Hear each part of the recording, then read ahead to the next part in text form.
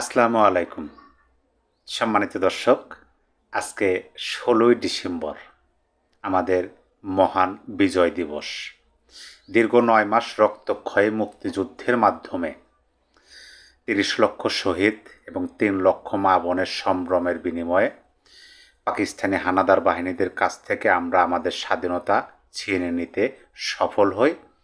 এই ১৬ই ডিসেম্বর তারা আমাদের কাছে মাথা নত করে আত্মসমর্পণের মাধ্যমে আমাদের স্বাধীন ভূখণ্ড ছেড়ে দিতে তারা বাধ্য হয়। আজকে ১৬ই ডিসেম্বর মহান বিজয় দিবসে আপনাদের সবাইকে আমার অন্তরের অন্তঃস্থল থেকে সংগ্রামী শুভেচ্ছা। দেখেন, বিজয় দিবস, বিজয় মানে কি? আনন্দ। বিজয় মানে কি? খুশি। কারণ আমরা স্বাধীনতা অর্জন করেছি। এই ১৬ই ডিসেম্বর আমরা বিজয় দিবস পালন করি, কিন্তু গত বছরের ন্যায় ২০২৫-এর এবারের ১৬ই ডিসেম্বর আমাদের মহান বিজয় দিবসটাও আমরা উদযাপন করতে পারতেছি না। কী জন্য পারতেছি না এটা আমরা সবাই জানি। কারণ আমাদের লাল সবুজের পতাকার ওপর সাদা শকুনের আঁচড় পড়েছে। তারা এটা উদযাপন করতে দিচ্ছে না। আমাদের কুচকাওয়াজ আমরা দেখতে পাচ্ছি না। আমরা ১৬ই ডিসেম্বর মহান বিজয় দিবস উপলক্ষে আমাদের কানে ভেসে আসতেছে না, মোরা একটি ফুলকে বাঁচাবো বলে যুদ্ধ করি। আমাদের কানে ভেসে আসতেছে না, পূর্ব গগনে সূর্য উঠেছে রক্তলাল রক্তলাল। আমরা শুনতে পাচ্ছি না, ও আমার দেশের মাটি তোমার তরে ঠেকায় মাথা। আমরা শুনতে পাচ্ছি না বঙ্গবন্ধুর সেই তর্জনী উঁচু করে বলা এবারের সংগ্রাম স্বাধীনতার সংগ্রাম। কারণ ওই যে লাল সবুজের পতাকার উপর আঁচড় পড়েছে সাদা শকুনের। তারপরও বিজয় দিবসের শুভেচ্ছা।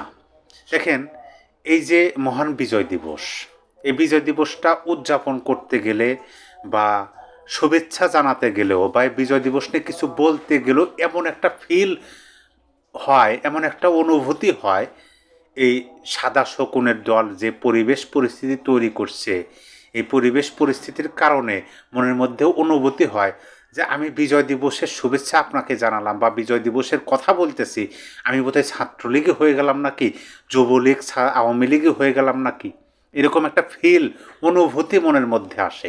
এটা তৈরি করলো কারা? তৈরি করলো এই লাল বদরের দলেরা, এই সাদা শকুনের দলেরা। সব কিছু আওয়ামী লীগের দিকে ঠেলে দেওয়া, ছাত্রলীগ যুবলীগের দিকে ঠেলে দেওয়া, যে সব কিছু তাদের। হ্যাঁ, এইটা মানতে হবে যে এই মহান মুক্তিযুদ্ধের নেতৃত্ব দিচ্ছিলেন আওয়ামী লীগ। প্রথম সারি থেকে যুদ্ধ করেছে আওয়ামী লীগ, ছাত্রলীগ, যুবলীগ, শ্রমিক লীগ, আরও যা আছে। মোট কথা আওয়ামী লীগের নেতৃত্বে হয়েছে। কিন্তু এর মানে এই নয় যে আমি বিজয় দিবস উদযাপন করলে ছাত্রলীগ, আমি ভাষা শহীদের কথা বললে ছাত্রলীগ, বুদ্ধিজীবীদের পক্ষে কথা বললে ছাত্রলীগ। সেরকমই একটা পরিবেশ পরিস্থিতি তৈরি করছে বর্তমান সময় ইউনূস সরকারের জিরোতত্ত্বের চেলারা। দেখেন, আজকে বাংলাদেশের কোথাও আপনি বিজয় দিবসের কোনো একটা দেশত্ববোধক গান আপনার কানে ভেসে আসে কিনা? আসবে না, আসবে না। কারণ সেরকম পরিবেশ তৈরি করছে। আমি এই ভিডিওতে একটা বিষয় আপনাদের নজরে আনতে চাই। আজকে ১৬ই ডিসেম্বর, আজ থেকে ২ দিন আগে, মাঝখানে একদিন ১৫ই ডিসেম্বর, তার আগের দিন ১৪ই ডিসেম্বর শহীদ বুদ্ধিজীবী দিবস। কারণ পাকিস্তানি হানাদার বাহিনীরা এবং এই আলবদরেরা তারা খুব ভালোভাবেই বুঝতে পারছিলেন যে এই বাঙালি জাতিকে তাদের স্বাধীনতা ফিরে দিতে হবে এবং তাদের যে পরাজয় নিশ্চিত, সেইটা তারা জেনে এই বাঙালি জাতি যেন কোনোভাবে মাথা উঁচু করে দাঁড়াতে না পারে, সেজন্য তারা নাম ধরে ধরে বুদ্ধিজীবীদেরকে হত্যা করছিল। কী জন্য করছিল? যে বাঙালি জাতি যেন মাথা উঁচু করে দাঁড়াতে না পারে। কারণ দেখেন, মানুষের মস্তিষ্কের বিকাশ যখন ঘটে, তখনই মানুষের জীবনযাত্রার মান সেটার পরিবর্তন ঘটে। আর মানুষের চিন্তাধারা যদি সেই পূর্বের ন্যায় থেকে যায়, মূর্খতায় ভরপুর থাকে, অন্যের মতামতের উপর নির্ভর করতে হয়, তখন ওই জাতি মেরুদণ্ড সোজা করে দাঁড়াতে পারে না। আর মেরুদণ্ড সোজা করে যেন দাঁড়াতে না পারে, সেই জন্যই বেছে বেছে গুনে গুনে নাম ধরে ধরে তালিকা ধরে ধরে বুদ্ধিজীবীদেরকে বাসা থেকে তুলে নিয়ে আসছিল আলবদর বাহিনী। আর সেটা আমি মনে করি তখনকার সময় আলবদর বাহিনী খুব ভালোভাবেই মেটিকুলাসলি তারা সফলভাবে কাজগুলো করতে পারছে। আজকে 2025-এর ডিসেম্বরে এসে আমার সেই শহীদ বুদ্ধিজীবী দিবসের ঘটনাগুলো আমরা দেখি নাই নিজের চোখে, কিন্তু আমরা পড়ছি, সেইটা ভেসে উঠল। টেলিভিশনের পর্দায় আমরা দেখছি, সিনেমার পর্দায়ও দেখছি। ভেসে উঠল কোনটা দেখেন, আজকে এই বিজয়ের মাসে কি হচ্ছে, দেশে নির্বাচন করবে এরকম প্রার্থী তাকে নিরাপত্তা দিতে পারছে না এই বর্তমানে সরকার। আজকে প্রার্থীরা অনিরাপত্তা, তারা গুলিবিদ্ধ হচ্ছে। আজকে সাংবাদিক, আজকে বুদ্ধিজীবীদেরকে কণ্ঠরোধ করার জন্য তাদেরকে তুলে নেওয়া হইতেছে, সাংস্কৃতিক কর্মীদেরকে তুলে নেওয়া হইতেছে। কী জন্য? দেখেন, এত বড় মুনাফিকি কাজ। একদিকে বলা হয়েছে যে আপনারা মন খুলে সমালোচনা করুন, একদিকে মন খুলে সমালোচনা করার কথা বলা হয়েছে, আর অন্যদিকে সেই সমালোচনা করার কারণেই তুলে নিয়ে যাওয়া হচ্ছে। বলা হইতেছে ডিবি প্রধান আপনার সাথে কথা বলবে, 18 ঘন্টা 20 ঘন্টা পরে তাকে সন্ত্রাস বিরোধী আইনে মামলা দিয়ে সেই সাংবাদিককে আবার 5 দিনের রিমান্ড দেওয়া হচ্ছে এই বাংলাদেশে। তাহলে আপনি সেই 71-এর বিজয়ের প্রাক্কালে ঘটনাগুলোর সাথে একটু মিলান তো। আমি তো অনেকাংশে মিল খুঁজে পাই।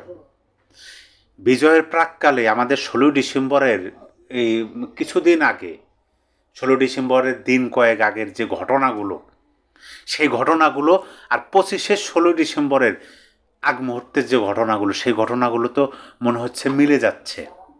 কেন আজকে আমরা স্বাধীনতার কথা বলতে পারি না, মুক্তিযুদ্ধের কথা বলতে পারি না, আমরা বিজয় উদযাপন করতে পারি না, আমরা আমাদের দেশত্ববোধক গানগুলো বাজাইতে পারি না, বঙ্গবন্ধুর সেই কি বলে সেই ঐতিহাসিক কালজয়ী ভাষণ আমরা বাজাইতে পারি না। এটাই কি আমাদের বিজয় দিবস? এটাই কি আমাদের বিজয় দিবস? আজকে এমন একটা পরিবেশ তৈরি করা হয়েছে, ভয়ের পরিবেশ, ভীতির পরিবেশ, যে তুমি কথা বলো না, তুমি যদি কথা বলো তাহলে তুমি অনিরাপদ, আর তুমি যদি কথা না বলো, চুপ থাকো, যা ঘটতেছে শুধু দেখতে থাকো, তাহলে তুমি নিরাপদ। আর যখনই তুমি প্রতিবাদ করবে, কথা বলবে, তখনই তুমি অনিরাপদ। অন্যদিকে তিনি লোক দেখানোর মতো বলে দিচ্ছেন মন খুলে সমালোচনা করুন। বাক স্বাধীনতা নেয় আজ বিজয় মাসের এই বিজয় দিবসে এই কথাগুলো বলতে হচ্ছে আমাদের, যে আজকে বাক স্বাধীনতাহীনতায় আমরা ভুগতেছি। যে লাল সবুজের পতাকা আমরা অর্জন করলাম দীর্ঘ 9 মাস রক্তক্ষয় যুদ্ধের মাধ্যমে নিরস্ত্রভাবে, সেই লাল সবুজের পতাকা আজকে আমরা রক্ষা করতে আমাদের অক্ষমতা দেখাতে হচ্ছে। স্বাধীনতার পক্ষে কথা বলবেন, মুক্তিযুদ্ধের পক্ষে কথা বলবেন, বঙ্গবন্ধুর পক্ষে কথা বলবেন, বিজয় মাসের কথা বলবেন, বিজয় দিবস, শহীদ বুদ্ধিজীবী দিবসের কথা বলবেন, আপনাকে একটা রাজনৈতিক দলের ট্যাগ দেওয়া হবে, যেইটা দেওয়া হচ্ছে এখন সাংবাদিকদেরকে, যেইটা দেওয়া হচ্ছে সাংস্কৃতিক কর্মীদেরকে, শিল্পীদেরকে, সাহিত্যিকদেরকে। এটাই হচ্ছে আমাদের বিজয় দিবসের উদযাপন দেখায় দিচ্ছে ইউনূস সরকার। সম্মানিত দর্শক, আপনার মতামত অবশ্যই কমেন্ট বক্সে জানিয়ে দেবেন। সবাই ভালো থাকবেন। আল্লাহ হাফেজ।